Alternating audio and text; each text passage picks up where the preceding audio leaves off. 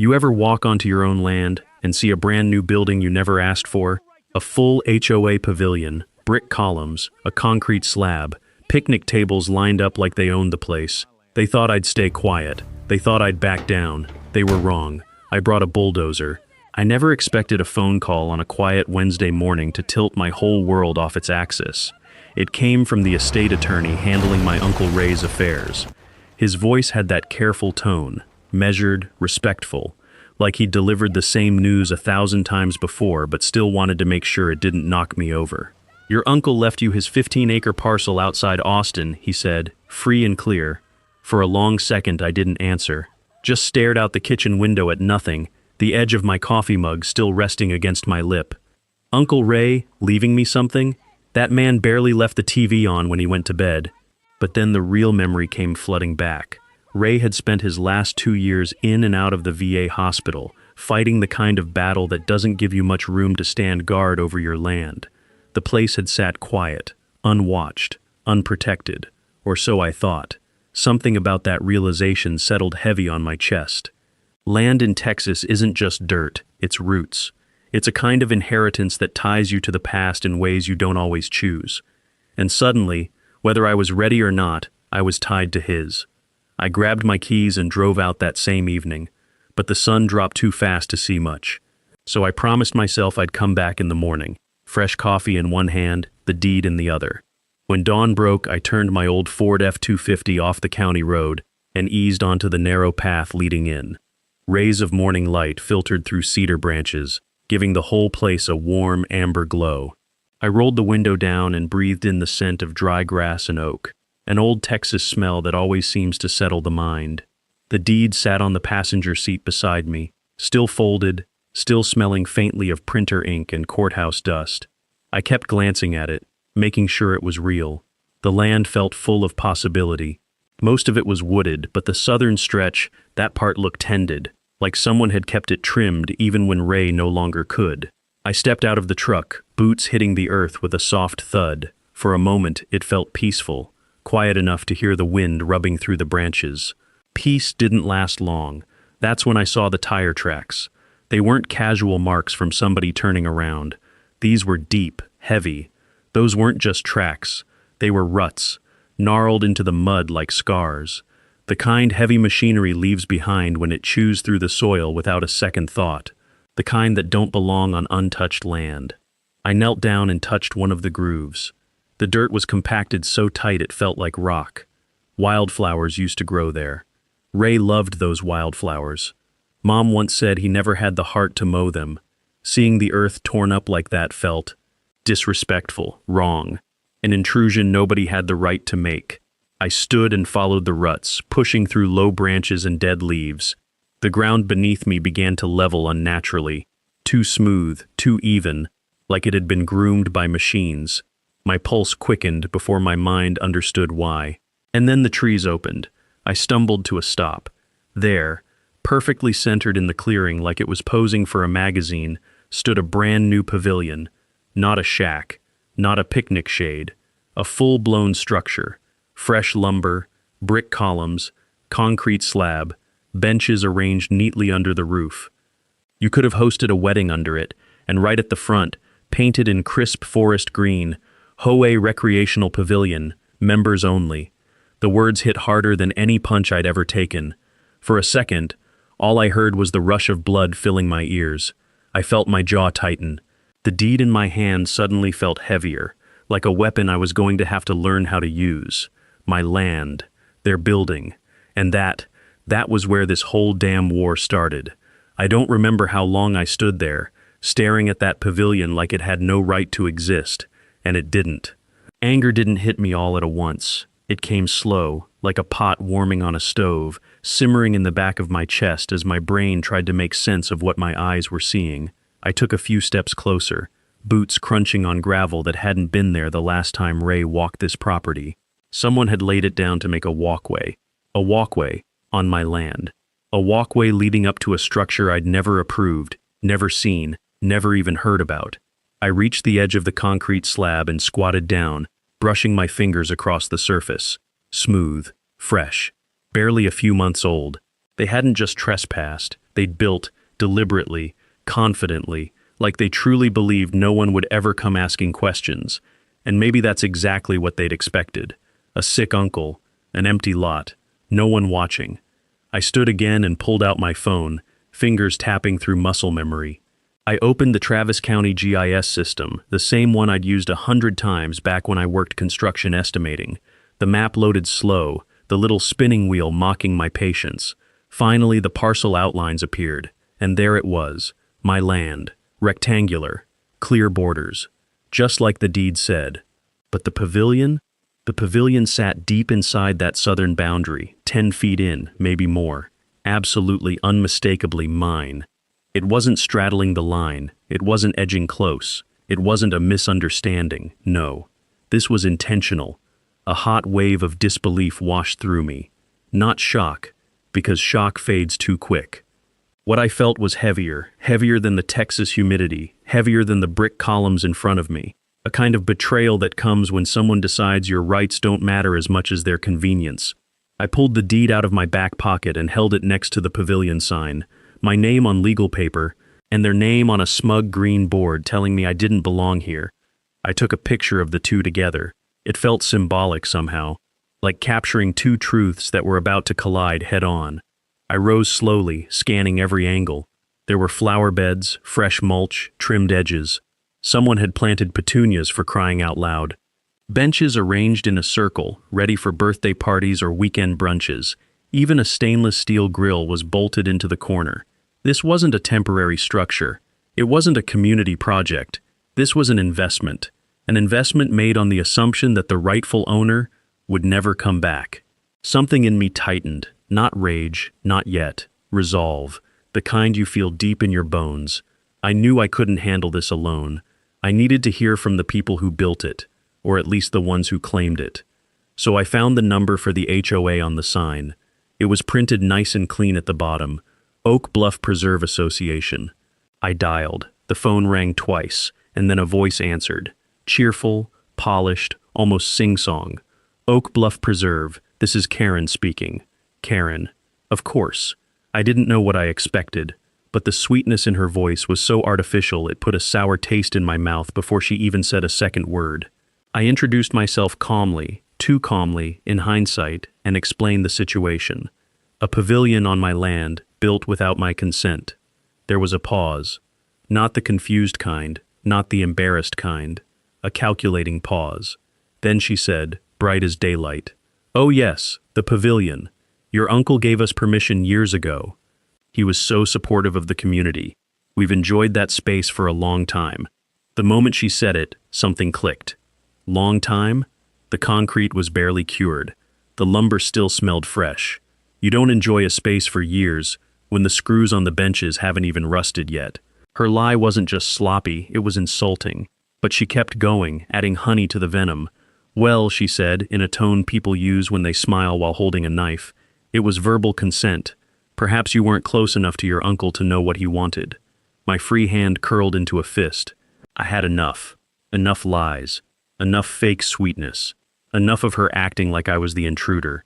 That was the first moment I understood something important. Something that would define everything after this. This wasn't a mistake. This wasn't confusion.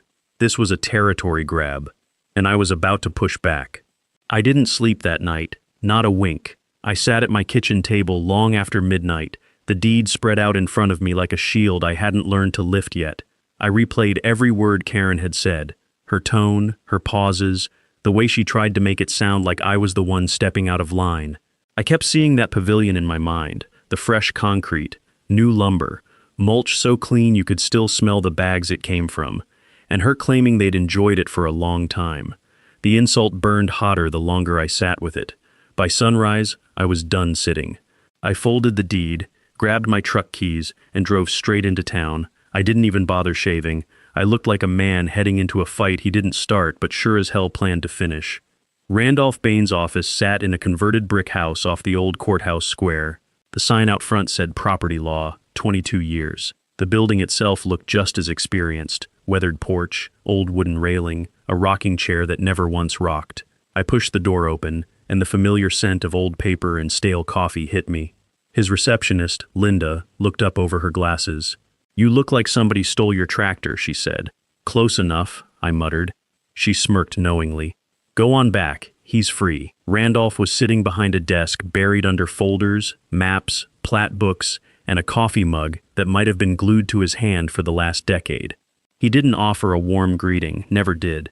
He simply raised an eyebrow and said, "What they do?" I dropped the deed and the printed GIS screenshots on his desk. "They built a damn pavilion on my land." He blinked once, then twice, then leaned back like he needed more room for the disbelief. "Without a permit? No permit, no easement, no license, not even a post-it note." He reached for his glasses, the special pair he used when trouble walked in. He studied everything in silence for a good long while. Randolph always believed in letting the documents speak before the people did. Then he set the papers down and looked at me with that dry, courtroom-hardened expression of his. "Well," he said, "this is illegal as hell." I felt a knot in my chest loosen slightly. He tapped the edge of the GIS screenshot. "You're sure these are the current county layers?" "I pulled them myself yesterday," he nodded. "Then we've got a clear-cut case, and we're going to handle it the right way. First step, formal notice." He slid a yellow legal pad toward himself and began writing in that slow, deliberate lawyer handwriting that makes everything look like scripture. "This," he said, "is called a cease and desist. We give them 10 business days to remove that pavilion and restore your land." I raised an eyebrow. "And if they ignore it?" His lips curled into the faintest shadow of a smile. "Then you remove it." I hesitated. "With what? A chainsaw?" "No," he said calmly. "With a bulldozer, if that's what it takes. Texas law is very clear on this. Any unpermitted structure built on private land, after proper written notice, is considered abandoned property. You can legally remove it as debris." I sat back, absorbing the weight of his words. "So I won't get arrested for tearing it down?" "Not unless you botch the paperwork," he said, "and I don't botch paperwork." He finished drafting the notice, signed it, and made 3 copies. "I'll send this to the HOA certified mail," he said. "They'll have it by tomorrow." I stood, but Randolph wasn't done. "And I want you to prepare yourself," he added. "They won't go quietly. HOA boards never do, especially presidents who've been in power long enough to think their rules outrank state law." "Karen?" I asked. "You met her?" "Unfortunately," he chuckled. "Then you already know. This is about to get messy." I pocketed the copies, thanked him, and walked out feeling more prepared, but also more aware of the fight ahead. As I stepped outside, the sun hit me square in the face, and for the first time, I felt something stronger than anger: purpose. Because this wasn't just about a pavilion. This was about a line, a boundary, a truth written on a deed that nobody, no HOA president, no smug committee chair, no pack of clipboard cronies, had the right to rewrite. And they were about to learn that lesson the hard way. I didn't even make it back home before my phone buzzed. Unknown number, Austin area code.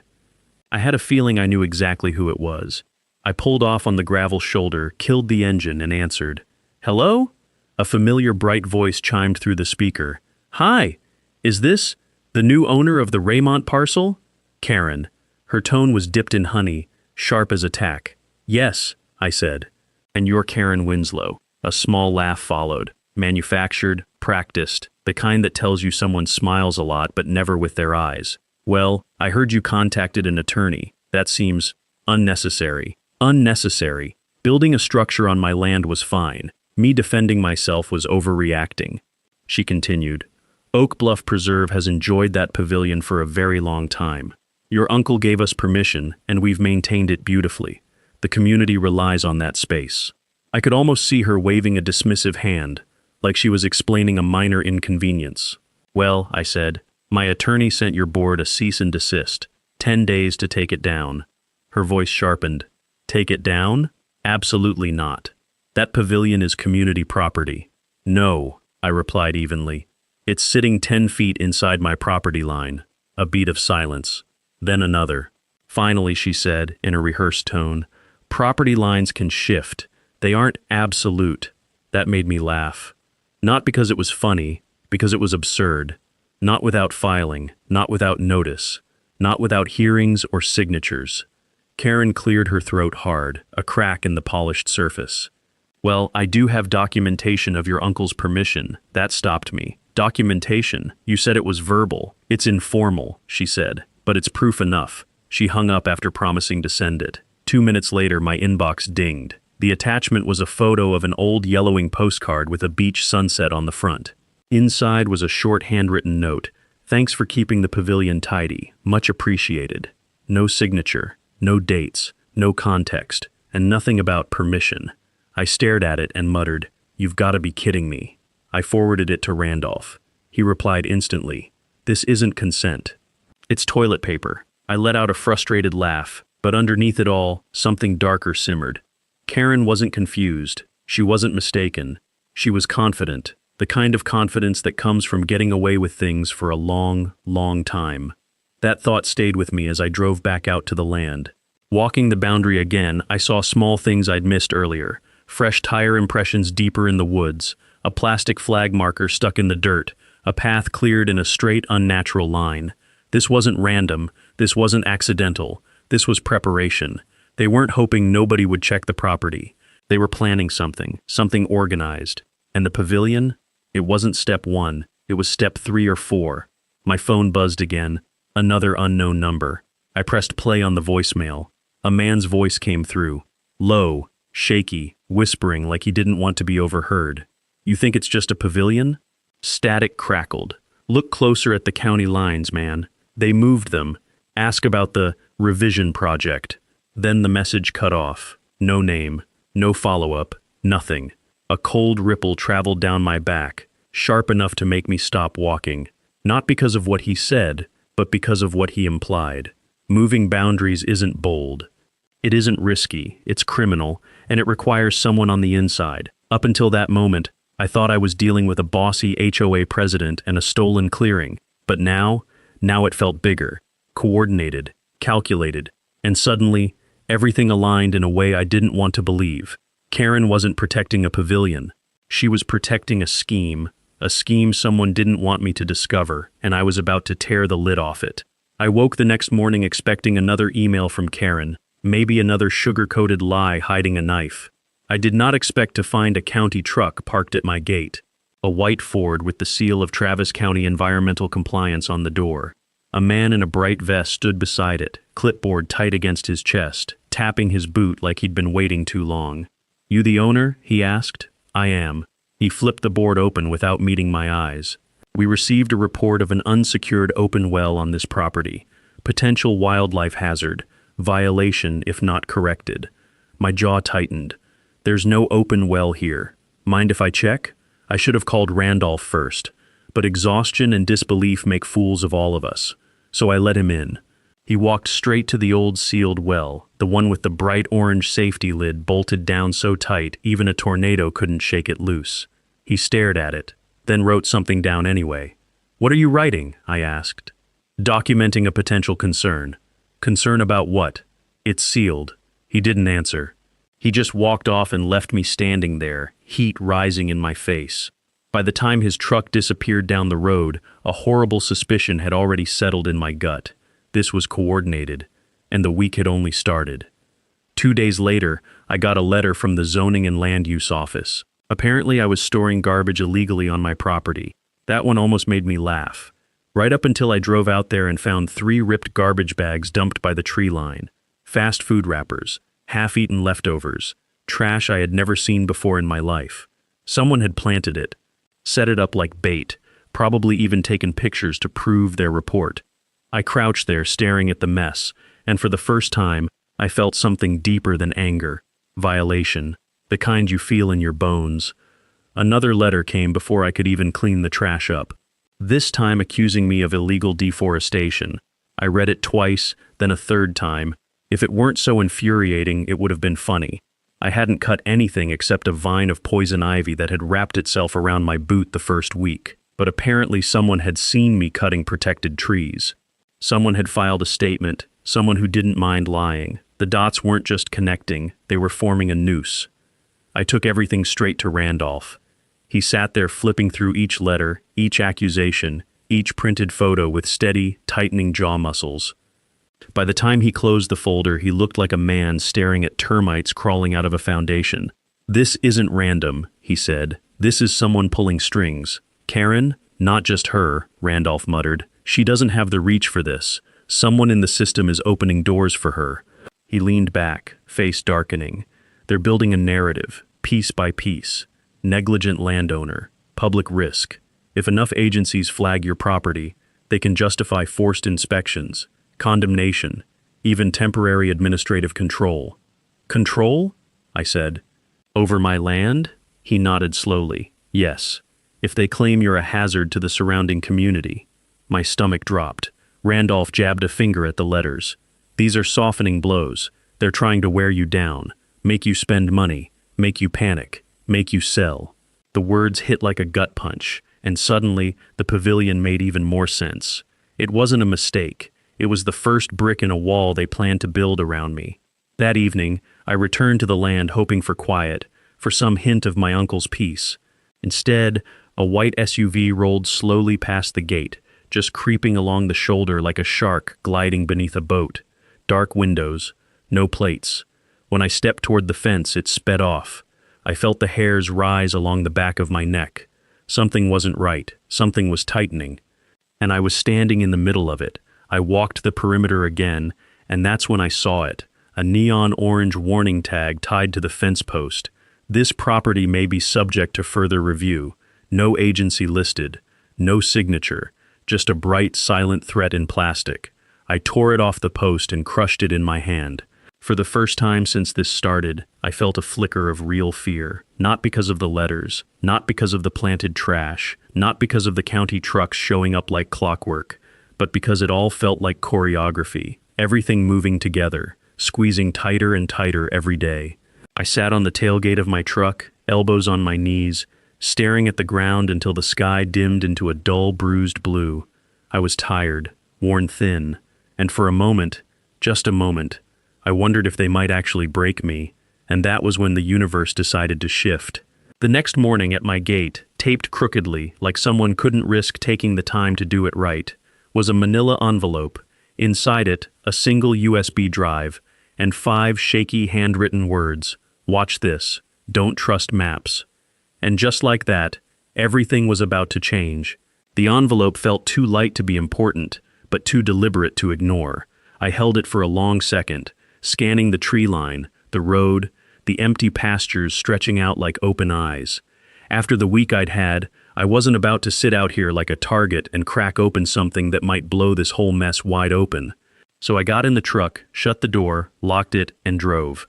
Not home, not anywhere predictable. I went 3 miles down County Road 214, turned into the old Baptist church parking lot, the one nobody used since the congregation moved to town. It was quiet, shielded by oaks and out of sight. Only then did I exhale. Only then did I open the envelope. Inside was a single USB drive. No label, no note. Whoever left it didn't want credit. They just wanted the truth out. I plugged it into my laptop, heart thumping like a slow warning drum. 3 files, each named only by a date. I clicked the most recent one. A screen recording appeared, someone else's hands moving the cursor across the county GIS system. The normal map loaded first, familiar red parcel lines like the ones I'd seen my whole life.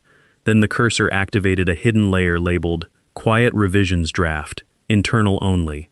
A new parcel boundary flickered into place, shifted 10 feet into my land, then another version, 20 feet in, then 30. With each revision, my rightful property became theirs. A small note at the corner zoomed into focus. Adjustment approved by J. Salinas. Forward to HOA liaison. AOA liaison. There it was, the smoking gun without a single fingerprint. My pulse hammered in my ears. I clicked the second file. This one wasn't a screen recording, it was a shaky cell phone video, captured close to someone's chest. The frame jumped, swayed, caught only glimpses of chairs and a desk. Most of the time the image was half-blocked, like the phone was hidden behind a folder or inside a jacket. But the audio? Clear enough to change everything. A man's voice whispered urgently, "You can't just keep pushing these edits, Karen. If county auditing pulls logs," then her voice cut in. Sharp, absolute. "They won't. And even if they do, I'll say it was a clerical correction. My fingers tightened around the laptop edge. The camera tilted slightly, giving me a half-second view of a face in profile. Karen, standing behind a man typing frantically at a terminal. She leaned in closer to him, moved the boundary again. 2 more feet this time. He'll break once the fines hit. Break. That was the word she used. Not comply, not resolve the issue. Break. The man she was speaking to, younger, jittery, said, "I'm already risking my job. Jaime Salinas can't take the fall for..." Karen snapped. "You worry about your keyboard. I'll worry about Jaime." My blood ran cold. Jaime wasn't the one editing the maps. He was the scapegoat, a name she could burn whenever she needed to. I clicked the 3rd file, another screen recording. This one showed a folder labeled Quiet Revisions Project, Phase 2. Inside were tables, spreadsheets, and internal memos. Nothing dramatic at first, until the cursor opened a list titled Priority Parcels for Adjustment. There they were: owners over 60, heirs who lived out of state, vacant homes, land with unclear survey history, properties neighboring the HOA, and near the bottom, highlighted in yellow, my parcel. Affected by recent death of owner, low likelihood of resistance. My chest tightened. My uncle's time in the VA hospital, his passing, my absence. They had turned grief into opportunity, turned mourning into leverage. The cursor moved again, opening a draft email between Karen and someone inside the county office. Push Phase 2 early. Once the new boundaries are approved, pavilion ownership becomes a formality. HOA can claim common use rights. No resistance expected. No resistance expected. They thought they could reprogram reality while I was still learning how to breathe without my uncle in the world. I closed the laptop and leaned back in the truck seat, staring through the windshield as if the oaks in front of me held answers. Quiet Revisions wasn't a mistake. It wasn't sloppy bureaucracy. It was engineered, planned, systematic. They weren't stealing a structure. They were stealing land, acres at a time, one edit at a time, until the maps matched their ambition. But they had made one fatal miscalculation. They thought nobody would notice. They thought I'd fold, or freeze, or run. But now I had proof. Now I knew exactly what they were doing. And now I was done playing nice. The war had officially begun, and I wasn't fighting it alone, not after this. Tomorrow, I'd start making calls, the right calls. And by the time I was done, the whole damn county would know. They picked the wrong landowner to rob. I barely slept that night. Every time I closed my eyes, I saw those shifting lines on the GIS map, my property being peeled away inch by a few keystrokes, and a woman with too much confidence in her own invincibility. By sunrise, the coffee in my cup was cold, but my resolve was boiling. I called Randolph first. He told me to come in, no waiting. When I arrived, he locked the door behind us and I played the USB files on his desk. He didn't interrupt, he just stared, jaw tightening with each frame, especially the cell phone clip of Karen ordering Jaime around like a crooked CEO telling her IT guy how to commit a felony. When it ended, he tapped a pen thoughtfully against the table. "Well," he said slowly, "now we know how deep the rot goes." "Is this enough to bring the pavilion down?" I asked. "Enough?" "Yes." "Legal?" "Not yet." He leaned forward. "To physically remove a structure, we don't rely on digital maps, especially not ones we're proving have been tampered with. So what do we need?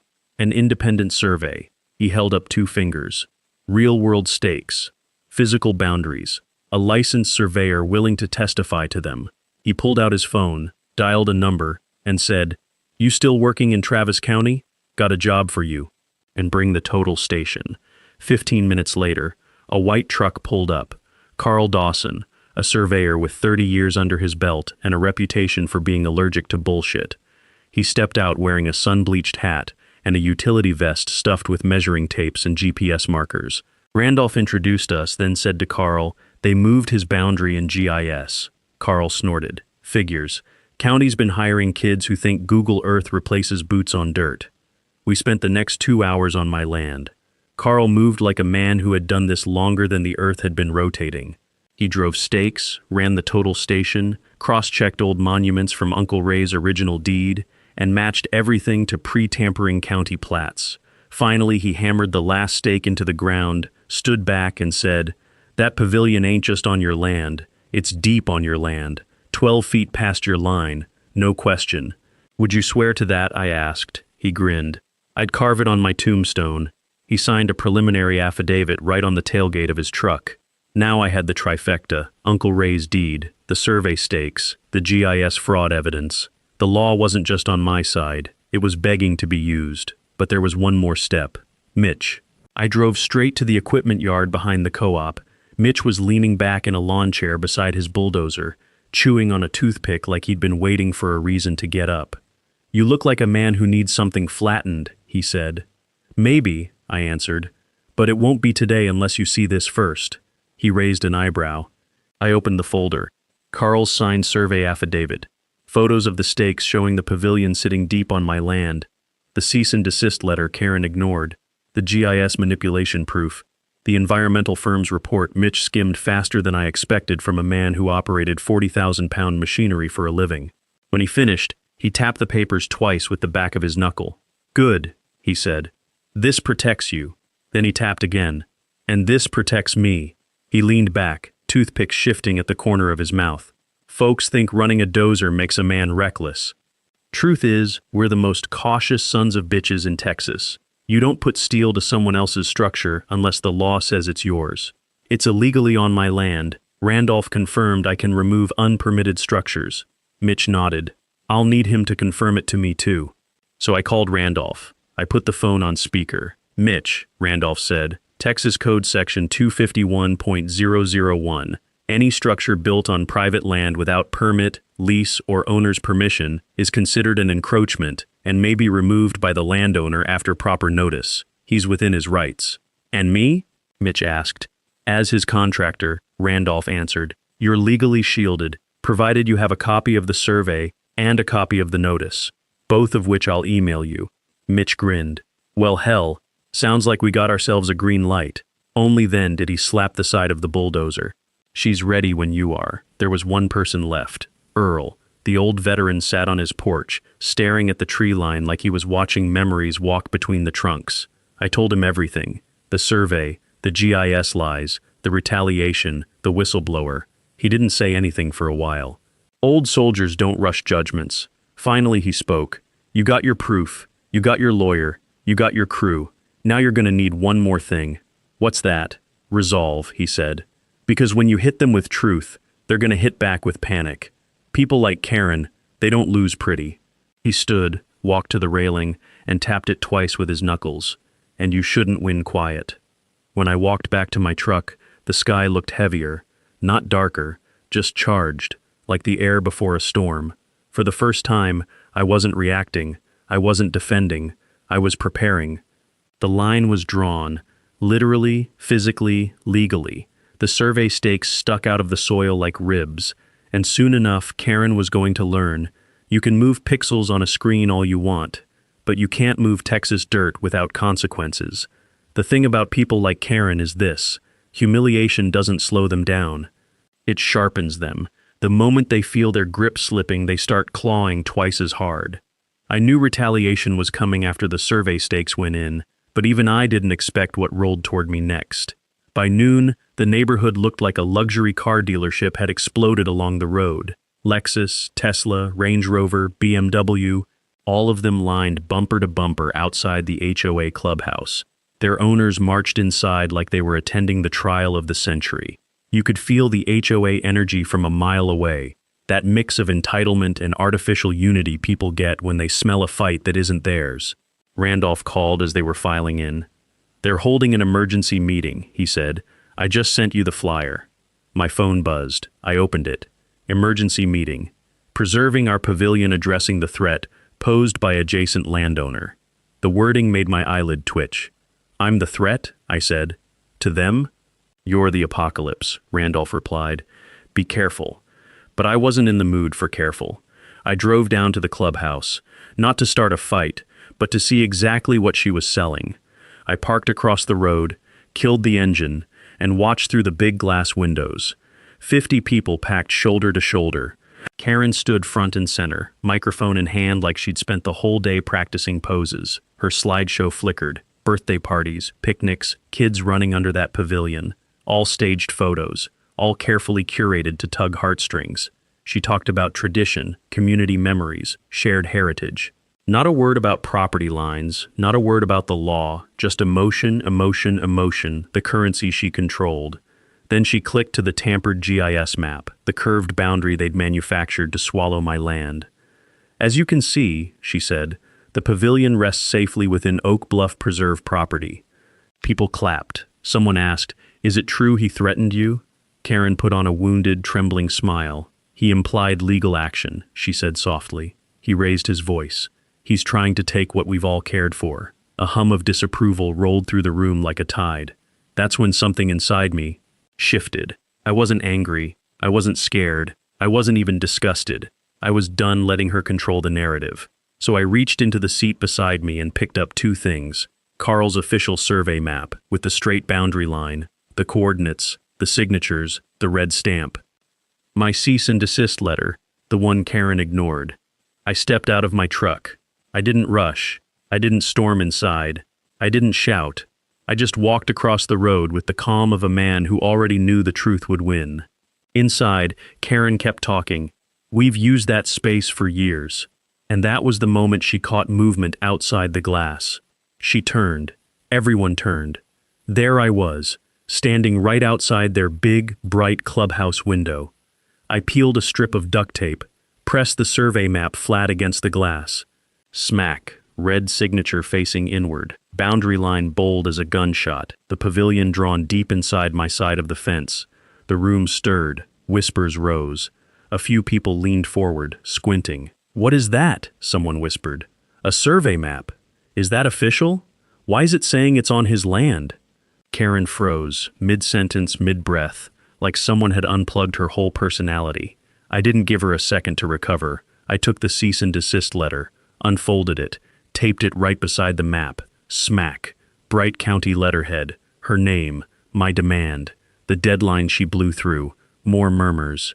I didn't wave. I didn't smile. I didn't mouth a word. I just looked Karen dead in the eyes with a calm she didn't understand, and then walked back across the road to my truck. I could feel her panic even from inside the cab, the way her confidence cracked, the way her voice lost its trained cadence. I didn't have to hear it. You can always tell when a bully suddenly realizes the door behind them is gone. By the time I reached the end of the street, my phone buzzed. A single text from Randolph. "Whatever you just did," it rattled her. "Good." I didn't reply. Didn't need to. Later that night, after the meeting dissolved in confusion and frantic whispers, an email hit my inbox. A PDF full of lawyerly threats dressed as concern. Impending action. Interference with community assets. Potential damages. It was a bluff. A loud one. A desperate one. Karen thought she could control the story in a crowded room. But I had just shown 50 people a truth she couldn't Photoshop, gaslight, or narrate away. The seeds were planted.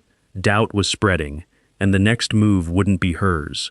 I woke up before sunrise the next morning, not because of nerves, but because something inside me finally felt settled.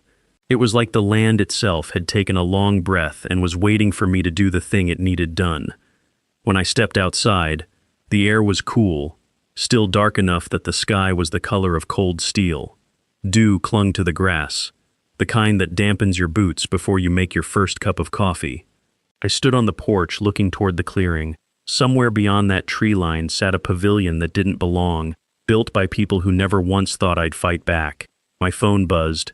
A text from Mitch. Rolling in, open the gate. I walked down my driveway, unlatched the chain, and swung the gate wide. 5 minutes later, the early morning quiet broke under a deep diesel growl echoing through the trees. Then I saw it. Mitch's yellow bulldozer perched on a flatbed trailer, rumbling slowly down the road like a prehistoric animal waking up hungry. Behind him were 2 more trucks, his crew, no HOA clipboards in sight. Just men who knew how to put steel to the earth and weren't intimidated by anyone who threatened fines over mailbox paint. The flatbed hissed as it lowered the ramps. Mitch climbed into the cab of the dozer, flipped a row of switches, and the machine came alive in a way that made the ground vibrate under my boots. He looked down at me through the open side window. "You sure?" he asked. I lifted Carl's survey map in one hand and Randolph's printed statute in the other. "I'm sure." Mitch nodded once, just once, then dropped the blade with a metallic clank that echoed like a war drum. The sun was just cresting the horizon when we entered the clearing. Light spilled across the grass and hit the pavilion, lighting it up like a stage before a performance. Brick columns, fresh-cut cedar beams, flower beds someone had babied every week. A sign that read, "Members Only, Community Pavilion." My jaw tightened. This wasn't a community. This was an invasion. Mitch positioned the dozer 20 yards out, revved the engine, and the sound rolled through the clearing like thunder, and that was the moment the HOA cavalry arrived. SUVs screeched to a halt at the far end of my property, not at the road, not at the line, but inside my land, tires digging into the dirt like they owned it. Doors flew open. Panic spilled out like a busted beehive. Karen was the first one out. Beige suit, perfect hair shellacked into a helmet, designer heels sinking into the mud with every frantic step. She pointed at the dozer and screamed, "Stop! You can't do this! You can't touch community property!" Her voice cracked like brittle glass. Mitch didn't even look. He lifted one hand, clicked a switch, and blasted the air horn. The sound exploded through the clearing like a freight train tearing through a canyon. Birds flushed out of the trees. Dust rippled across the ground. HOA members stumbled back like someone had fired a warning shot. Karen froze mid-scream, hair shaking from the shockwave. It was beautiful. I walked toward her with calm steps, holding nothing but my folder of documents. She pointed at me, shaking. You are committing a crime." I didn't raise my voice, didn't match her panic. "This," I said, holding up the survey report so she could see the red signature and the coordinates, "is my land." "Lies!" she screamed. I flipped to the cease and desist she ignored. "This is the notice you pretended didn't exist." She tried to talk over me, but the words tangled in her throat. One of her board members leaned in. "Karen, that looks official." "Shut up, Todd." But Todd wasn't wrong, and everyone saw it. Their eyes darted between the maps I'd taped to their clubhouse window the night before and the real one now in my hands. Doubt spread through them like a slow-moving fever. Karen saw it too, and like a cornered animal, she escalated. She stormed toward Mitch's dozer, heels wobbling, rage twisting her face, and planted herself directly in front of the machine like she thought she could stop 40 tons of steel with entitlement alone. "You move that machine one more inch," she shrieked, "and I will have every lawyer in the state bury you." Mitch finally looked at her and smiled. Not a mocking smile, a professional one, the kind a man gives when he knows exactly what the law allows. "Ma'am," he drawled, "I ain't moving this dozer, but I am getting it ready." Before she could spit out another threat, he yanked a lever. Clang! The bulldozer's blade slammed into the ground with a thunderous metallic crash that sent a shockwave through the clearing. Dust erupted upward, pebbles jumped, the vibration rippled straight through Karen's expensive heels. Her right heel snapped clean off. She gave a startled, choking yelp and collapsed into the mud like a dropped grocery bag. Someone gasped, someone laughed, someone filmed with their phone up high. Karen scrambled, hands slipping, hair unraveling, mud streaked across her suit like war paint, except she was losing the war. And Mitch? He hadn't moved the dozer a single inch. Perfectly legal, perfectly safe, perfectly humiliating. A Range Rover door slammed. Then we heard it, sirens. 2 sheriff trucks rolled up fast, kicking dust everywhere. Deputies stepped out, hands on their belts, scanning the scene. "Arrest them," Karen screamed, half sobbing, half furious. "They're destroying our pavilion." One deputy held up a hand. "Ma'am, we'll handle it." "No, you listen to..." "Ma'am," the deputy said firmly, "step aside." Karen blinked at him like she couldn't process being told what to do. I walked up, calm as a Sunday afternoon. "Morning," I said. "You'll want to see these." I handed over the folder. Deed, survey, legal notice, GIS tampering packet, photos of the stakes. The older deputy flipped through everything, eyebrows rising higher with each page. Finally, he looked at Karen. "Ma'am, this structure is not HOA property. It is fully on his land." Karen gaped. That's impossible. We've used..." The deputy cut her off. "Ma'am, you and your board are currently trespassing. A ripple of panic moved through the HOA crowd. Trespassing? Someone whispered. Yes, the deputy said. And if you don't clear out in the next 60 seconds, we'll escort you off. Mitch revved the dozer again. Not because he had to, but because justice deserved a soundtrack. Karen backed away, shaking, mud dripping off her ruined blazer, the stump of her broken heel sinking every step she took. The deputy turned to Mitch. You're clear to proceed. Mitch didn't hesitate. He dropped the blade. The first impact thundered across the clearing, bricks exploding outward, beams splintering, the grill screeching as it twisted under the steel. Flower beds erupted into clouds of dirt. Every strike was a punctuation mark on months of corruption. Karen watched from the road, shaking, powerless. 15 minutes later, the pavilion was nothing but a mound of crushed lumber and mangled metal. Mitch parked the dozer, climbed out, and handed me the battered, members-only sign like a trophy. You want the honors? He asked. I planted it upside down in the mud. Karen stared at it, at me, and I watched something break in her eyes. Not anger, not fear, recognition. Her reign was over, and for the first time since Uncle Ray left me this land, the clearing finally felt like mine. The dust from the bulldozer was still hanging in the air when Karen finally snapped, mud on her knees, hair wild, one heel missing, the other barely hanging on, her beige blazer streaked with the kind of dirt money can't wash clean. She looked like a dictator whose statue just got pulled down, and she absolutely lost it. This is illegal, she screamed, voice cracking. He attacked me. He attacked me with that machine. Arrest him. Arrest him right now. She pointed at Mitch like she expected lightning bolts to shoot out of her finger. Deputy Hardin calmly shook his head. No, ma'am. The operator didn't move the dozer.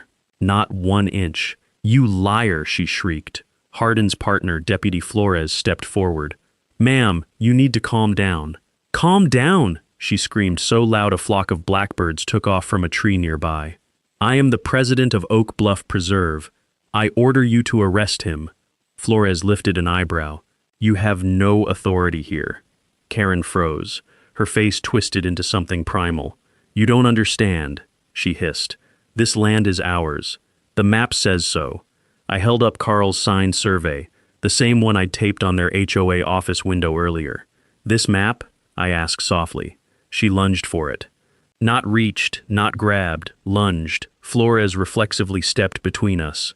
Karen bounced off her like a rubber ball, stumbled, and nearly face-planted again. Flores was done. Ma'am, you need to step back. Last warning. No! Karen screamed. I will not be threatened by some low-level county nobody. Do you know who I... That was it. Game over. Flores didn't raise her voice, didn't move fast, didn't hesitate. She simply said, Karen Winslow, you're under arrest for disorderly conduct, attempted assault, and interfering with a lawful boundary enforcement. Karen froze, not in dignity, but in shock. What? No. No, you can't. You can't do this to me. Flores turned her around. Click, click. Handcuffs locked around her wrists. Perfect. Cold. Stainless steel. All that HOA power, all those threats, all that fake confidence, reduced to the sound of 2 metal rings shutting on her wrists. She thrashed, she kicked, she screamed at everyone, from the deputies, to Mitch, to me, to the sky itself. You'll regret this, all of you. I'll have your badges. Flores gently pushed her head down. Watch your step, ma'am. Karen's knees buckled. She almost fell again, but the deputy kept her steady. Behind me, Mitch muttered, Damn, wish I had popcorn. Neighbors from across the street stepped outside. Phones came out. Someone whispered. I knew she'd snap one day. Someone else filmed her being led to the cruiser. Mud on her blazer. Broken heel dragging. Mascara streaked. The Queen of Oak Bluff was now a spectacle. A loud, muddy, handcuffed spectacle. When the cruiser door slammed shut behind her, the entire street went silent for half a second. Then I heard it. A slow clap. Just one guy at first. Then another. Then 2 more. I didn't join. I just watched. The dust settled. The deputies drove away with Karen screaming inside the car, her voice muffled through the windows. And for the first time since this war started, I felt oxygen return to my lungs. But it wasn't over. Not even close. Handcuffs stop the chaos. But courtrooms end the war. 3 days after the bulldozer morning, I got the letter. Certified mail. Thick envelope. Return address. Oak Bluff Preserve, HOA. Legal division. I laughed out loud just seeing it. Mitch was sitting on the tailgate with a Dr. Pepper in his hand. He looked at the envelope, squinted, and said, "They're really gonna try it, huh?" "Oh, they're gonna try," I said. "They can't afford not to." Because that pavilion wasn't just a structure, it was the crown jewel of their little fiefdom. They'd used HOA funds for it. Real money. Residents' money. Money Karen had sworn would increase community value. Now it was a splintered pancake of wood and concrete shards. Someone had to be the villain. I opened the envelope. Inside was a lawsuit thick as a Bible. Civil damages, $410,000. Property destruction, emotional distress, harassment, loss of community use, and my personal favorite, reckless endangerment via heavy machinery. I snorted so hard I nearly choked. They were suing me for removing something built illegally on my land. Mitch shook his head. Well, hell, they're about to get educated. I didn't waste time. I called Randolph. He picked up on the second ring. "You get the paperwork?" "Just opened it." "Good," he said calmly. "Let them spend money. Let them dig it deeper, because we're about to bury them in the hole they made." The way he said bury made me smile. 2 months later, the courtroom buzzed like a hive someone had kicked. Old oak benches, flickering fluorescent lights, the faint smell of dust and paper. It was one of those places where justice didn't just echo, it creaked. Karen was already seated at the plaintiff's table, posture stiff, chin lifted like she still thought she was queen. Her attorney, tall, slick hair, overpriced suit, looked like he wanted to audition for a courtroom drama on TV.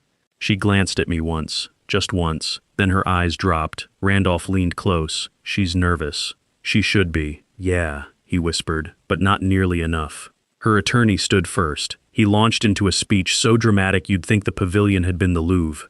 "Ladies and gentlemen, my clients have endured emotional trauma, financial hardship, and the unlawful destruction of community property," he went on. And on. And on. By minute 12, 2 jurors were rubbing their eyes. One was knitting, and the judge had told him, "Wrap it up," twice. Then Randolph stood. He didn't pace, didn't wave his arms, didn't perform. He simply held up the deed. "This case," he said, "is very simple. This land is his. They built on it. He removed it. That's it." He placed the deed down like a winning hand of cards. And there's more. Then the paper guillotine began. He walked the jury through every shred of evidence. The deed, the GIS discrepancies, the timestamps, Carl's survey maps, boundary stakes photos, the cease and desist Karen ignored, and the HOA's own bylaws stating they had no jurisdiction beyond platted subdivision boundaries. Every page he laid down hit harder than the last. Karen's attorney kept objecting. The judge overruled most of them. At one point Randolph said, "Counsel, if you object without a reason one more time, I'm going to start charging you rent for wasted air." The courtroom erupted in laughter. Even the judge hid a smirk behind her glasses. Then came the kill shot. Randolph plugged in the USB. The first video played, Hamey whispering with Karen inside the HOA office. Gasps spread through the courtroom like a wave. Karen sank deeper into her seat. The second recording followed, the shaky phone video with the whispered warning about the Quiet Revisions project. The room exploded. People whispered to each other. Someone muttered, "Oh my God." The judge banged her gavel for order. Karen's attorney scrambled to recover. "Your Honor, we dispute the authenticity." Randolph cut him off, holding up Hamey's notarized affidavit. Signed, stamped, perfect. The judge skimmed it. Her eyebrows rose. "Mr. Whitmore," she said to the HOA attorney, "do you have any rebuttal evidence?" He opened his mouth, closed it again. "No, Your Honor," Randolph whispered. "That's checkmate." The judge didn't even ask for jury deliberation. "Judgment in favor of the defendant," she declared. "Full dismissal. The HOA will pay the defendant's legal fees. Furthermore, this court refers the matter of falsified land documents and GIS tampering to the district attorney for criminal review." Karen made a sound I will remember to my dying breath, a strangled, collapsing gasp, like someone had punched the air out of her soul. Her attorney tried to touch her elbow. She jerked away, trembling, whispering, "No, no, no, no." The judge continued, "Ms. Winslow, until criminal review concludes, You are under a no-contact order. Your HOA is forbidden from attempting any enforcement action on the defendant's land. Court is adjourned." The gavel cracked like thunder. Karen stood, then sat again as her knees buckled. Her board members stepped away from her like she was radioactive. One whispered, "You told us it was legal." She stared at the evidence table where the deed sat, the same deed she had tried to erase with a few fraudulent edits. And for the first time since this entire war began, she finally understood that it was truly, irreversibly over. The weeks after the verdict rolled by quieter than I expected. No more strange SUVs at the fence line. No more inspectors stomping through the brush pretending to look for violations that never existed. The land finally felt like it could breathe again, and for the first time in months, so could I. But peace has its own kind of echo, and mine came in the form of an HOA newsletter someone slid under my gate one morning. The headline at the top read, "Community Update, Mandatory Fee Adjustment for Legal Restitution Fund." I didn't even need to read the rest. Karen had cost them. Badly. Turns out the HOA had to pay the six-figure judgment the judge awarded me. Damages, legal fees, restoration costs, the whole buffet. And because their emergency reserves weren't enough, they issued a temporary community assessment. Temporary, my ass. Nothing the HOA ever charges is temporary. I heard later that some folks were paying nearly triple their usual dues. And just like that, the neighborhood that once clapped politely for Karen at board meetings suddenly turned on her like a pack of coyotes. Funny how people forgive almost anything, until it hits their wallet. Still, I didn't celebrate, not yet. There was one last thing I needed to do, something I'd been thinking about since the day the bulldozer flattened that pavilion, so I called Mitch. 3 days later, we met at the clearing just after sunrise. The air was cool and soft, the kind of Texas morning that smells like cedar and promise. The ground where the pavilion once stood was flat, clean, and calm. A blank slate. Mitch hopped off his flatbed with a grin, wiped his hands on his jeans, and tilted his head toward the cargo. "You ready to make this official?" I nodded. He and one of his guys unloaded the steel panel. Polished, heavy, the letters carved deep enough to last longer than all of us. They set it upright while I mixed the concrete. We worked in a rhythm, quiet, steady, like men who knew the job they were doing mattered. When the bolts were tightened and the slab was set, I finally stepped back. The morning sun hit the metal just right. The words shined like a line drawn in heaven. Private property, not for HOA use, ever. And beneath it, smaller, sharp enough to cut. In memory of the most expensive shed in Oak Bluff history, $100,000. I didn't laugh, not out loud, but damn if it didn't feel good. We stood there a while, me, Mitch, the sign, and the empty, honest land around us. A couple of neighbors drifted by, slow and curious, the way folks approach something they're not sure they're supposed to enjoy. One man whistled low. "Lord have mercy. She's gonna hate that." I shrugged. "She can file a complaint." He snorted. "With who? The HOA board just doubled our dues to pay you. Half the neighborhood wants to tar and feather her." A woman snapped a picture of the sign, shook her head and started laughing. Real, belly-deep laughter that carried across the clearing. Within an hour, it was on Facebook. By noon, it was on Reddit. By evening, someone had photoshopped the sign onto Mount Rushmore. I didn't post any of it, didn't comment, didn't brag. I just watched, coffee in hand, as the world did the bragging for me. Near sunset, when Mitch packed up and headed out, I stayed behind. The clearing glowed gold, the red stakes of Carl's survey line flickering like little guardians in the grass. A breeze rolled through the trees, and for the first time since Uncle Ray passed, I felt like I'd honored him, not by fighting, not by winning, but by correcting what should have never been allowed to go wrong. I walked over and put my hand on the steel sign. It was cool and solid and unapologetically permanent. "This," I whispered, "is how you keep a boundary." The wind rustled the branches like an answer. I turned to leave, but before heading home, I paused and looked back one last time, at the land, the stakes, the sign, and the quiet that had returned to all of it. Peace looks different when you've earned it, and this time, I'd earned every inch. The craziest part of this story isn't the bulldozer, it's the paper trail. This right here is a masterclass in why you never skip an independent land survey when you inherit or buy property. Karen didn't just trespass, she committed a felony by tampering with GIS maps. The most satisfying lesson here? Never interrupt your enemy when they are making a mistake. He let her dig a $100,000 hole, gathered ironclad legal proof, and used the law as the ultimate weapon. Texas property laws do not mess around with boundaries.